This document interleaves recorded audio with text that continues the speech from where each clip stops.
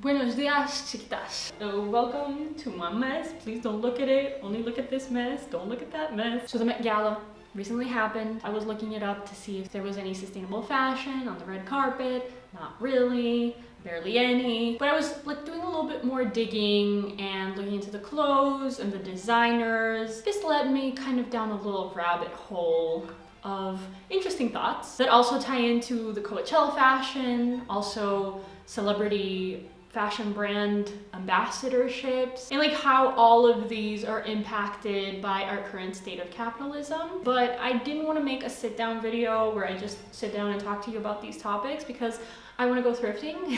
So I was like, thrifting, talking about fashion and how it ties into socio-political issues, or put your hands together. But first, I gotta show you my outfit because I think it's really cute. Okay, so let me just show it to you. This is my outfit. We have very, very old tote bag. Pants are from Vathos Apparel, which is a Greek sustainable and ethical brand. My shoes are from Vestiaire, secondhand. Fanny pack is from Pink Ponk, again, a sustainable ethical brand. Top is thrifted. And my necklace, I've handmade this necklace. I wear it when I go out because I need protection from the evil eye. You know, on one hand, I don't believe in this stuff. On the other hand, I very much do. And I am a person that is very susceptible to the evil eye, and I need constant protection. Just in case. I don't know if it's real or not, probably not, but just in case. I also made this mask. I've done a flour pounding technique on it to create the little colors on the cotton. I've embroidered it with a few beads and everything is made from scratch. I've also added a little wire in here because us big beak people, the mask has a huge gap under it. So yeah, I wanted it to be like tight on the cheeks. Also, my sunglasses are from Sway, which is another sustainable sunglass brand. Also, I have matched my Pila phone case with my outfit. By the way, Pila cases are plant-based and 100% compostable, which means they'll break down in a backyard or industrial compost, but not in your pocket. Pila cases are also super soft and drop-proof, with military-grade protection for up to 6 feet, which is almost 2 meters. They are B Corp certified, which is a certification rewarded only to businesses that meet the highest social and environmental standards. They're also climate-neutral certified, which means that they offset all of their emissions by investing in carbon reduction and removal projects like clean energy and reforestation. Today my phone is wearing the sage green model, and I've accessorized it with a Pila grip to make holding my phone easier and safer. And it really does work. I've been using this phone for more than a year now, and usually at this point I'd have to get a new secondhand phone. But this time, the only scratch my phone has is from before I got my first Pila case. If you want to get your own case, Pila is offering an amazing discount for the first 50 subscribers that visit the link in my description and use the code KristenLeo. You will get 50% off your order. Huge thank you to Pila for sponsoring today's video. Anyways, this is my outfit. Goodbye. I am ready now to go. Bye. I am obnoxiously joyful today as I am taking the treacherous road to the train station so I can go down to Athens. I want to start off with a Met Gala. What I'm going to discuss in regards to the Met Gala also ties into Coachella and the fashion that we saw there. And also before that, I've been having these feelings for a while. If you don't know, I am a big Blackpink fan, and they have brand ambassadorships. Also, a little side note here, a lot of people think that when I criticize capitalism, that automatically means that I support communism, and that is not the case. Just the words themselves, like communism, capitalism, are very cringy and embarrassing for me to say because I'm just a dumb bitch that doesn't know pretty much anything about politics. And I just like clothes, and I want the people that make these clothes to be paid fairly and for those clothes to not pollute the environment. That's all I want. Among a few other things. I think that communism, as well as any other political system out there, has been developed by very academic men. And I don't think that fashion and expression through art is ever at the top of their priorities or even something that is on their radar. But I am a Libra, so of course fashion would be important for me. You know what the problem is? Not enough Libras have come up with enough good political systems. That's the problem. Too many Aries out there and too many Aquariuses are coming up with this shit, and it just doesn't work for me. Okay? Anyways, let's get into the Met Gala. And I'm gonna pull up the article that Vogue posted with all the looks.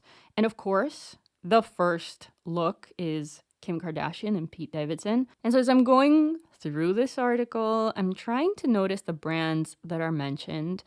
And what I kind of see is that we have the same brands mentioned again and again. Burberry, Miu Miu, we have Chloe, Louis Vuitton, Fendi, Versace, Christian Louboutin, Marni, Jimmy Choo, Louis Vuitton again, Tory Burch, Oscar de la Renta again and again. I paused for a moment when I saw this Vivienne Westwood dress that SZA is wearing. Gorgeous. And then, of course, Chanel, Givenchy. And then I noticed something. There are some people with only their name. No brand mentioned. I'm like, that's weird. That seems a little bit suspicious. It's the same brands again and again and again. The big European and American fashion houses. We've been seeing the fashion that these houses have been putting out for, at this point, some of them more than a century. And we're not really seeing anything new. Dove Cameron is wearing Iris Van Herpen, and it's not mentioned. This is American Vogue, and they're not mentioning one of the most innovative designers of our time. Why? I've made a video going in depth with all of these luxury fashion brands and why they are not as ethical as a lot of people think, despite of the hefty price tag on a lot of their clothes. So I'll link that so you can watch it. And so when I look up sustainable fashion at the Met Gala, the first result that I get is Kim Kardashian, because she is re-wearing Marilyn Monroe's iconic Jean-Louis dress from 1962. And I would agree that this is very much sustainable fashion. She's not wearing anything new. And, you know, why not? And then we keep getting references of just vintage dresses, which is definitely sustainable fashion. We're getting Billie Eilish, who is in a Gucci gown that is made entirely of recycled fabrics. But also Gucci?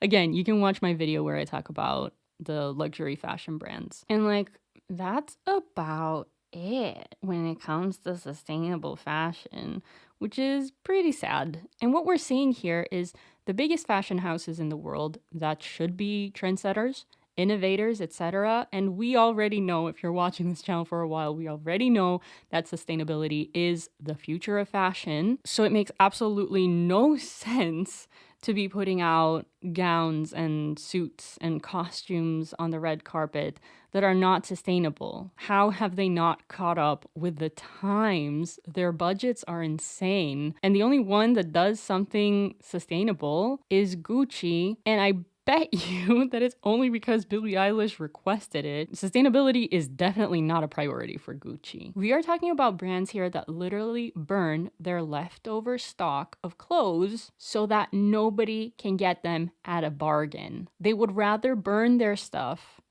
than sell it cheap or donate it. This is how behind and devolved these companies are. They're not paving the future of fashion. They're just trying to make money. So I look more into the event, and I learn that it is extremely exclusive. One ticket to the Met Gala costs about 35,000 American dollars. And then if you're a designer that wants to showcase their brand and you know you want to dress a lot of celebrities, one table at the Met Gala costs around $200,000 to $300,000. And this money is used to fund the Met. So obviously, with such an extremely high price tag, there's only very few fashion houses that can afford it. The slight problem with that is that the Met Gala is the biggest fashion event of the year. It does have a cultural impact. And so in theory, it should be more about seeing the best of the best designers on display. Sure, it needs the funding by the big fashion houses, but definitely like opportunities should be given to the smaller, far more creative and innovative designers out there to be able to display their work. I think everyone would then notice how all of these luxury fashion houses are just not it. So as we saw the same brands again and again at the Met Gala, repeating their stuff again and again, same uninspired gowns that are off theme. We're seeing a similar, like, lower budget, obviously, version of that at Coachella. Back in my fashion blogging days, Coachella was like this super big thing. And everyone was really looking forward to the fashion and just making blog posts about the best Coachella outfits, the most inspiring Coachella looks. And so that's how I first learned about Coachella. But what Coachella has become in the last few years, and the reason why, at least it's just not on my radar when it comes to fashion, is that it has been taken over by Revolve and other fast fashion brands, but predominantly Revolve. Influencers are paid to attend Coachella for free, but they are required to wear specific clothes. And those clothes are the newest Revolve collection. So everyone basically on social media ends up wearing the same things. There's quite a homogenous look and a homogenous aesthetic, which when it comes to homogenous looking fashion, I've discussed that in a previous video called The Cult-Like Operation of the Fashion Industry. And you know, when everyone is kind of dressing the same, it does have a little bit of a cult vibe. Everyone was having a lot of fun on Twitter making fun of these influencers. I'm sure many of them are flawed, as we all are. But what I see when I look at that is that we live in a world where you have to trade one freedom, like the freedom to dress yourself. What a wonderful thing it is to just be able to wear whatever you want. And you trade that freedom to dress yourself whatever way you want in order to wear a brand that is very unethical, by the way. It has the lowest rating on the Good On You app. It just seems a little bit like a Black Mirror episode, a little dystopian, where people are like, yeah, I forfeit my right to dress myself in order to, you know, go to this event. We saw that in the video that I posted last week about the influencers gaslighting again, where I talk about Shein and their sponsorships with influencers. And, you know, when you go on TikTok, it really is flooded with Shein propaganda. And the reason why we're seeing that is because influencers are paid to promote Shein. That way, Shein makes even more money because more people buy Shein and they invest that money back into TikTok. Even more influencers make even more Shein content, and it ends up in a point where everyone on the app is pushing this shop nonstop. Why wear what you want to wear when there is a brand out there paying you to wear what they want you to wear? And you might think, Kristen, this is the least of our problems. This is not important. But I think it shows a lot about the world we live in, because as my favorite fashion historian, Amanda Halley, says, fashion is not an island, it's a response. The response that I see this as is we're moving towards a world where we're giving up more and more of our freedoms because we're like, this is not important. Dressing myself the way I want to dress myself, whatever. And the one person becomes hundreds of thousands of influencers and thousands of celebrities that are flooding our media and shaping our culture with images and videos where they're all dressed and endorsed by this exclusive monopoly of both cheap and expensive fashion brands. Brands whose sole contribution to the evolution of fashion are designs that they've stolen from small independent designers and whose goal is the maximization of profit through pushing out clothes that lack enough personality so that they appeal to the maximum number of people across multiple countries and cultures. And all that is made possible by exploiting the very legal and accepted version of modern slavery, which is by producing clothes in sweatshops. When multiple people are paid to wear the same thing, it's no longer an outfit, it's a uniform. When I used to work as a flight attendant, I had to wear a uniform. And for me, it was sort of a dehumanizing experience to have to wear that hideous flight attendant Emirates costume every time I had to go to work. I have never worn uglier clothes in my life. It's an effort to sort of strip you of your identity, to make you and all of your coworkers look exactly the same and exactly the way the company wants you to look, with very strict rules on how you do your hair, how you do your makeup. Everything is dictated. And that is, I think, very extreme example of what is happening with the Met Gala, with Coachella, with celebrity fashion brand ambassadorships, where you are making money, you are being paid, you are gaining something at least, albeit Coachella tickets. But what you are giving back is the loss of your individual expression, the loss of who you are. There is no longer artistic expression, really, in the form of fashion. It's just a currency exchange. And I see that with my favorite K-pop band, Blackpink, and it hurts me so much. And I might make a video exclusively about Blackpink. But like last year, Rosé was invited for the first time at the Met Gala, and she's in a brand partnership with YSL, which is designed by Anthony Vaccarello. If you're not a Blackpink fan, just be patient with me, okay? But Rosé is my bias, and every time I see her in the red carpet, I'm like, oh my God, can you please just wear what you want? This is a woman that is a millionaire. She can do anything she wants in life, but she can't choose how to dress herself on the red carpet. And looking back, all of the most iconic photos of Rosé are gonna be in YSL in the most drab, boring, and either black or white clothing. She is an artist. She is a singer, a very talented one, a very talented dancer. And like, we are not seeing Rosé, the artist, on the red carpet. We are seeing Rosé, the model for YSL. Anyways, I'm so sad about this. And of all the other Blackpink brand ambassadorships. And if you want me to make a video on that, I will. If there's just one person in the comments that is like, yes, Kristen, please make a video about your opinion on Blackpink and their brand ambassadorships. Please do that.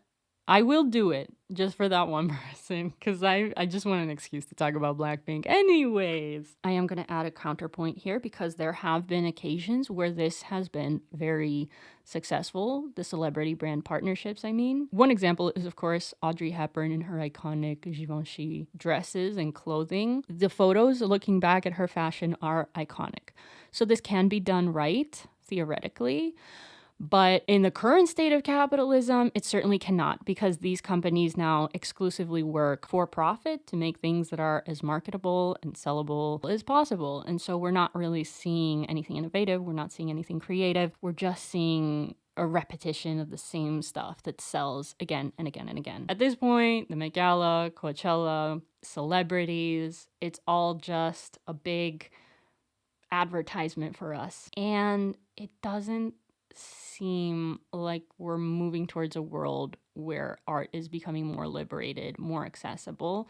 It seems like it's becoming less and less. I've made one video about women in art, and I've gotten into the importance of art in that video.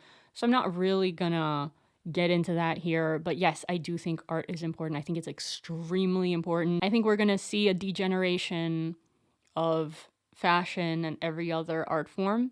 And we are already seeing that with fashion. Like, people are dressing with way lower quality materials than our mothers did. You know, one generation before us, people are just dressed head to toe in polyester and in just the most hideous Shein clothes. So we're already seeing that loss of quality and aesthetic and style in the way that people dress. And you can blame that on the wage gap getting bigger. I blame it on our collective disregard for art. I think it's the culture created by capitalism which discourages people specifically to wear their family's hand-me-downs, to wear vintage clothes, to wear secondhand clothes. Here in Greece, it's a huge issue where everyone that I've met that is very traditionally Greek finds it disgusting to wear someone else's used clothing, even though it has been washed. The Greek people see it as inferior to wear used clothing. You have to have things new. If you don't have things new, you are poor, and there is nothing worse than coming across as poor to the people around you. You have to portray this image of wealth whether or not you have it. And I think three of the most noticeable places where we're seeing this collective degradation of art over time, a lessening in quality, in detail, and in beauty and aesthetics overall. I think we're seeing it in fashion, we're seeing it in architecture, and we're seeing it in interior design, where progressively the designs are getting more simple, more minimalistic, cheaper, lower quality. And these are the three things that shape the world around us and have the biggest impact on what we see. When we're outside, we're seeing buildings, we're seeing what people are wearing. When we're going inside, we're seeing what people are wearing, what the houses look like, what the interior spaces look like, as well as, the interior of the architecture. So it's literally everything that our eyes see, everything that our hands touch. And the reason why all of this is degrading is because it is so much more profitable to sell something multiple times than to sell it once and have it last a lifetime. See how this is important? See how fashion is not just clothes? And this hyper-capitalist culture is not only promoting consumerism, it's enforcing it. So that was it. If you enjoyed this video, I would very much appreciate it if you could subscribe, like the video, comment. Also, sharing helps a ton. And I'll see you soon.